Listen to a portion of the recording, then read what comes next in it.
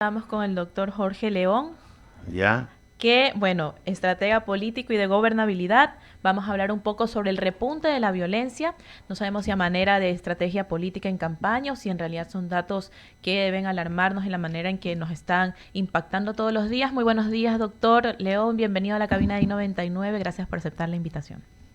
Amanda, un gusto saludarte, Ramiro, a Verónica, a toda la gente que está sintonizando Radio I-99. Un gusto enorme y un saludo a toda la audiencia, porque ya no solamente están a través de la radio como tal, sino a través de todas las plataformas digitales. Gracias, doctor. Sí, bueno, hablando un poco del tema de la violencia, que esto ha impactado la vida de los ecuatorianos durante el último año, especialmente con un repunte histórico, totalmente inesperado. Es una realidad que yo no recuerdo en mi corta vida haber vivido.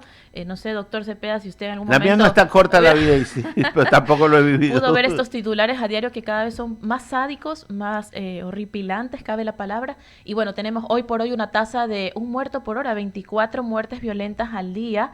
Esa es la tasa que hoy reportan las cifras oficiales. ¿Qué opinión le merece, doctor, en términos de finalizar y pasar de una campaña electoral a la cotidianidad? Amanda, me parece interesante igual la pregunta, más allá de que no comparto en lo absoluto decir que esto es un tema netamente electoral. Uh -huh. Esto es parte de un montón de cosas que tiene el país y de que desde varias aristas no se ataca el problema de la inseguridad. Y no se ataca el problema de la inseguridad solamente con tener más cárceles o con tener penas mucho más duras, sino también en todo el círculo virtuoso a través de los distintos ministerios, educación, deporte, generar también trabajo, generar empleo, para que de alguna que otra manera la gente evite llegar a delinquir y asimismo golpear también a las estructuras narcodelictivas que en más de 8 años o en estos 10, 15 años aproximadamente, ellos han tenido fortalecimiento de toda su estructura como tal, ¿no? Eso ahí, más una pandemia que nos ha golpeado económicamente a todos, evidentemente ha sido parte del caldo de cultivo para que mañana más adelante los repuntes de violencia lo tenemos, Sí. incluido también de que no hemos tenido una estrategia nacional de seguridad que permite indistintamente los gobiernos de turno que vayan pasando tener políticas públicas claras o tener una política de Estado en contra de cómo vencer la criminalidad o cómo combatirla de forma concreta, cuáles son los aportes o cuál es la cooperación internacional que se tiene con base a esto, evidentemente siendo un problema que no lo vamos a resolver en un año y medio, en el gobierno del presidente Noboa, en este gobierno, sino esto es un problema estructural no solamente de Ecuador, sino probablemente de toda la región, en la cual hay que atacarla, posiblemente incluso también desde la misma comunidad andina o desde el Parlamento andino como tal. Entonces, hay que atacar, hay que llegar a ese mismo punto, a ese mismo nicho, para que de alguna que otra manera busquemos soluciones integrales ante esto. Descartado desde mi punto de vista absolutamente que esto tenga que ver más con un periodo electoral o no, seguramente hoy que ya tenemos resultados anunciados, la criminalidad va a seguir, los negocios van a seguir, la zozobra va a seguir, los asesinatos y las muertes van a seguir estando en la calle y evidentemente eso creo que desarticula absolutamente cualquier narrativa de decir que esto es producto de la contienda electoral que ya pasó el domingo. Ya hay, Sí, no hay proclamación de resultados de forma oficial, pero ya hay una tendencia completamente irreversible con un margen muy pequeño que no da absolutamente a poder decir mayor cosa dentro de la elección. Correcto, yo coincido plenamente en varios de sus acertados criterios. Me parece muy interesante hablar de esta crisis que ha llegado a su punto más alto, pienso yo, en tema de estadísticas de muertes violentas oficiales. Y comparto el hecho de que creo que es una consecuencia multifactorial, es decir, la falta de políticas públicas de reinserción social integral, es decir, más inversión en educación, más inversión en programas sociales que puedan alejar un poco a quienes puedan imperar a conductas atípicas hacia actividades mucho más productivas o de desarrollo educativo. Yo coincido completamente en esto, pero digamos, desde su expertise política y de gobernabilidad, ¿cuáles son las recomendaciones que usted podría hacer al gobierno que continúa, digamos, desde la perspectiva del oficialismo, para seguir aplicando estas políticas públicas que quizás yo creo también que este último año que se les pasó, este primer año de prueba, digamos, el periodo de prueba, que ya hay que pagar la suscripción, en este periodo de prueba, la mitad del año se fue en tema electoral, solo la mitad del año. Y también hemos tenido una alta tasa de volatilidad en carteras de Estado estratégicas como el Ministerio de Gobierno, que ha tenido tantos cambios, etcétera, etcétera. Entonces creo que la estabilidad política aún es una tarea que está pendiente. ¿Y qué recomendaciones podría hacerle usted desde la estrategia política para encaminar este país a la gobernabilidad en el corto plazo? Mi querida Amanda, seguramente mi comentario no le va a agradar a ninguno de los ministros, pero tiene que haber un recambio, tiene que haber una reingeniería en todas las carteras del Estado. Se tiene que trazar, ahora que tienes un gobierno ya para 4 años, realmente en cuál va a ser esa hoja de ruta. Lo trazaron al año y medio, pero evidentemente si revisamos el Plan Nacional de Desarrollo presentado por el presidente, te aseguro que muy pocos objetivos se lograron cumplir, producto de todo lo que tú quieras o todo lo que el mismo gobierno te puede hacer ahorita. Presupuesto, muy poco tiempo, la alternancia en estas mismas carteras de Estado que se tiene en estos momentos, que no es justificativo, porque independientemente de la volatilidad o de estos cambios esporádicos que estás hablando, que en carteras como gobierno, en carteras como salud, por ejemplo, también, que es un punto válido, hemos tenido alrededor de 3, 4 ministros en lo que va del año, es decir, casi cerca de 3 ministros por mes, o un ministro cada 3 meses que se cambia, y evidentemente no vas a tener cómo afianzar un programa de trabajo, no vas a tener cómo ver resultados con todos los problemas de las finanzas públicas que tuvimos, con todos los problemas que desde el legislativo también se originaron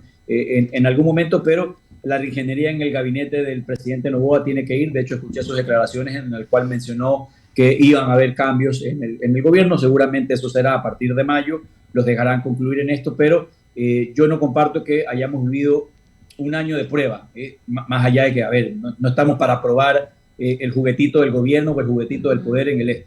Hay que trabajar de forma consensuada. De hecho, no me atrevería ni siquiera a decir que empezaríamos a trabajar o el gobierno debería empezar a trabajar desde mayo. Tiene que empezar a trabajar desde hoy en esta misma reingeniería. Ya celebramos el día de ayer o ya celebraron el día de ayer, lo que tú quieras. Digo, celebramos varios ecuatorianos que salieron a la calle como que si Barcelona hubiese quedado campeón o como si la selección hubiese clasificado nuevamente al Mundial, ¿verdad? Pero se vivió esta fiesta democrática en la calle donde la gente celebró la victoria del presidente Noboa. El país necesita trabajar de forma inmediata, necesita trazar esta hoja de ruta para pasar de política de gobierno a tener políticas de Estado, que en el país lastimosamente no la tenemos. No tenemos política de Estado clara en materias de seguridad, en materias de educación, en materias de salud, que indistintamente el gobierno de turno que llegue, de izquierda a derecha, al menos esas políticas permanezcan y sean sustentables y sostenibles también en el mismo tiempo. Entonces, creo que la improvisación en el gobierno nacional se debería acabar, debería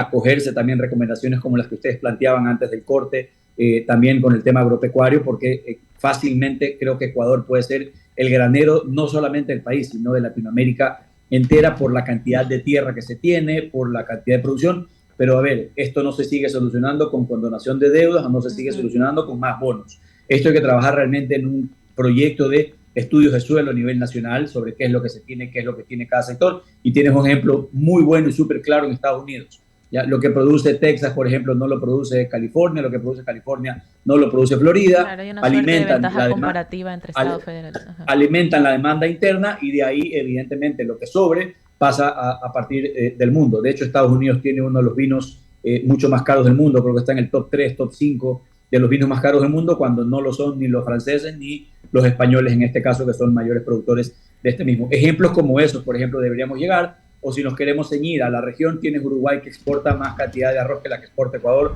cuando Uruguay es un territorio mucho más pequeño. Algo está haciendo bien Uruguay, que no lo estamos haciendo bien nosotros, y hacia allá deberíamos ir encaminados, mi querida Amanda. Muchas gracias, doctor. Antes de darle paso al doctor Cepeda, que seguramente tiene preguntas también muy puntuales, solo un poco recoger algunas cosas en las que coincido con usted. Creo que la pandemia, la pospandemia, dejó una marcada desigualdad entre ciudadanos en el mundo, no solo en el Ecuador, sino que dejó en desventaja a muchas personas que se encontraban fuera de acceder a oportunidades de desarrollo. La educación también quedó bastante de lado porque no teníamos inserción digital para poder hacer educación virtual a nivel nacional, y creo que eso exacerba, digamos, estas deficiencias del modelo de políticas públicas que no benefician realmente a los ciudadanos.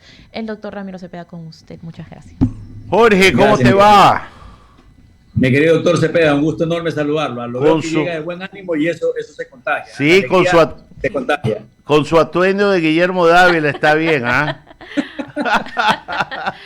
Yo ayer citaba en una entrevista algo que lo escuché hace muchísimos años, que era un par de sobres que dejaba el presidente anterior al presidente que se sentaba en el escritorio, y eran dos sobres. Dice, cuando tengas un problema, lee el primer sobre. Llegó el primer problema y lo leyó. Y decía, échale la culpa a tu antecesor. Y cuando tengas otro problema, lee el segundo sobre. Y este segundo sobre decía, empieza a escribir dos sobres. Lo que quiere decir, y un poco recogen en resumen lo que acabas de decir, Jorge, con atinado criterio, que la solución no puede ser parcial, tiene que ser integral. Y si hay algo que debe de aprovechar el gobierno con la cantidad abrumadora de diferencia obtenida entre una y otra posición, es recoger con humildad el resultado, humildad que carece en ambos lados por un acaso, y ponerse la camiseta de la patria, porque esto no va a beneficiar a uno y a otro particularmente, sino a todo el país. Y tiene que ser en lo social. Yo no creo en más bonos por una razón sencilla. Más bonos quiere seguir que hemos perdido la guerra con la pobreza. Debe de haber menos bonos y mejores sueldos, lo que quiere decir que hemos recuperado la producción y el empleo.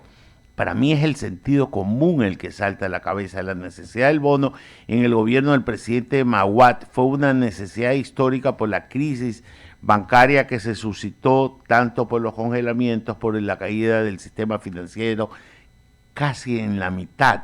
Entonces, Jorge, volviendo con esto que te digo, una actitud no debe ser solo contra la delincuencia, debe ser en el seno de la Asamblea buscar un gobierno de concertación. ¿No te parece un poco buscar a los mejores hombres y mujeres que hay en la patria para sentarlos a trabajar por ella sin la persecución maldita que hay?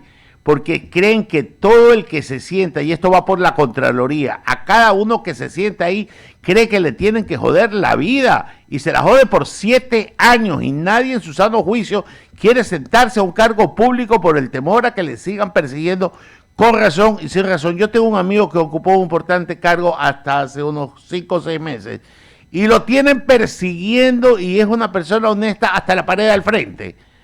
Y está gastando una cantidad impresionante de plata en defenderse con la Contraloría, porque se utiliza como un elemento ejecutor de odio y persecución.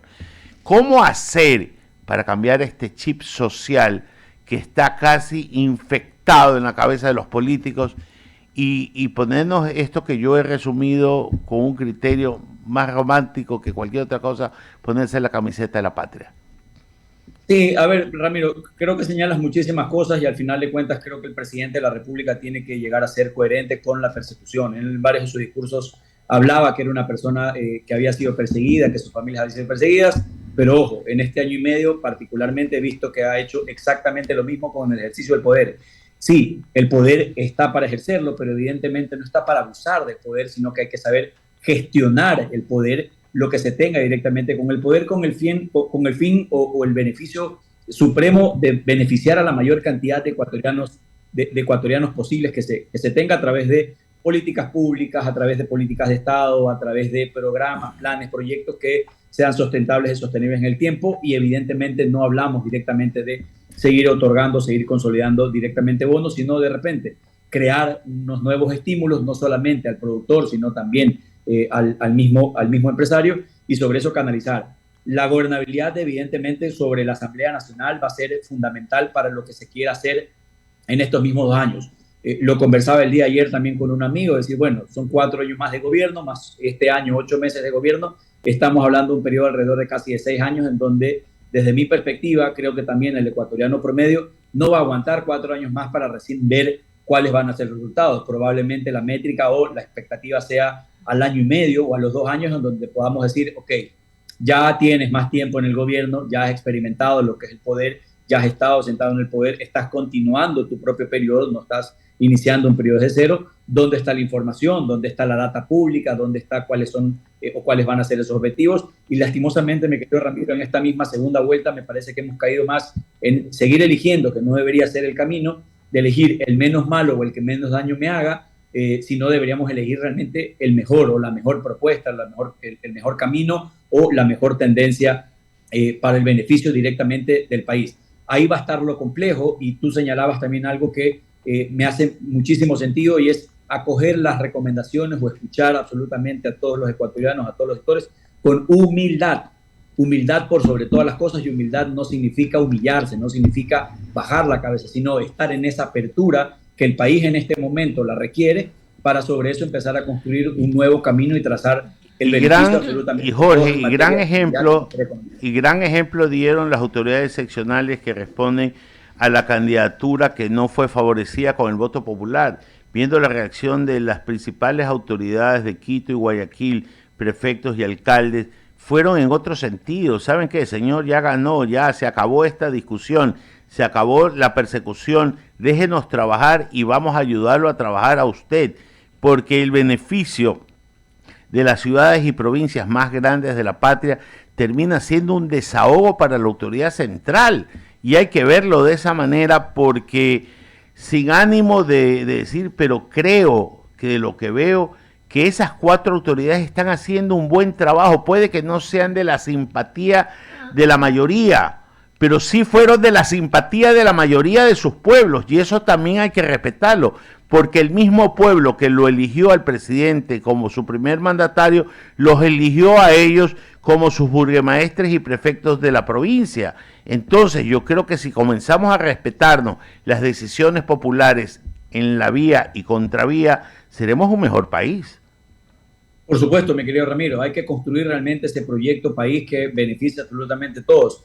La autoridad, cuando llega, una cosa es la campaña electoral y otra cosa ya es cuando te sientas en el ejercicio del poder, y ahí realmente las tendencias o las ideologías políticas quedan completamente de lado, porque no solamente vas a gobernar, no solamente vas a ejercer el poder para la gente que te votó, lo ejerces absolutamente en el caso de Guayaquil para todos los guayaquileños, los que nos gustó, nos gustó la administración en el país. De igual manera, no solamente va el presidente de la República a ejercer su derecho o va a ejercer el poder para esos 5 millones de votantes, también a los 4 millones de Luisa González no les va a prestar atención. Va a gobernar absolutamente para los 17 millones, 18 millones de ecuatorianos que somos, y evidentemente los gobiernos seccionales también pueden ser un gran aliado, pueden ser un gran alivio también en este modelo que creo que el país debería caminar hacia descentralizar y no concentrar el poder todo desde el Ejecutivo o desde el centralismo, sino también desde esta descentralización, con objetivos sumamente claros, mi querido Ramiro. Yo siempre señalo un ejemplo clarísimo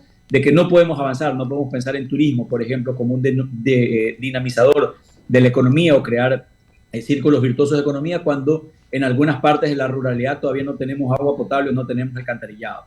En pleno siglo XXI, con toda la hipertecnología, con todo el desbordamiento de las aplicaciones digitales, y de que hoy básicamente vivimos en un mundo mucho más digital que en un mundo de territorio, de territorialidad, no tenemos este tipo de cosas que suenan inverosímiles o suenan de no creer. La escolaridad también en la ruralidad, que lo señaló también Amanda en las preguntas anteriores, todavía no se recuperan esos mismos niños porque no tenemos conectividad al 100%. ¿Cuánto cuesta enviar un satélite al espacio? 700, $1 millón, $2 millones, lo que fuera necesario para tener cobertura al final de cuentas satelital, y que sea eso pertenencia, por ejemplo, del Estado, y así garanticemos al menos la conectividad para la escolaridad, o también para los pequeños y medianos productores que también viven en el campo y que a veces son sometidos directamente por lo abrupto, lo caníbal que puede ser el mercado en esta misma suerte de autorregularse solo porque no hay quien los regule directamente desde el Estado Nacional, y entender también ese rol desde el Estado, que es el que marca las reglas del juego, el que marca la cancha para saber cuáles o con cuántos jugadores se va a jugar este siguiente partido, por poner una analogía futbolística, mi querido Ramiro. Como dijo el Chavo, más Yago no clara el... ¿Cómo es? Más Yago no clara el gallo, canta el gallo. Muchas gracias, Jorge, siempre agradable conversar contigo. Es un poco darle vuelta y seguir haciendo desde nuestra orilla lo que debemos de hacer, construir país en buena onda. Que tengas un buen día. Igualmente, mi querido Ramiro, evidentemente ese es nuestro compromiso, seguir desde nuestras trincheras, sumando y arrimando el hombro por construir un mejor país para todos. Un abrazo enorme y un excelente día para ustedes. Lo que debe ser. Buen día, Gracias, Jorge. Abrimos el espacio a las menciones publicitarias y decimos...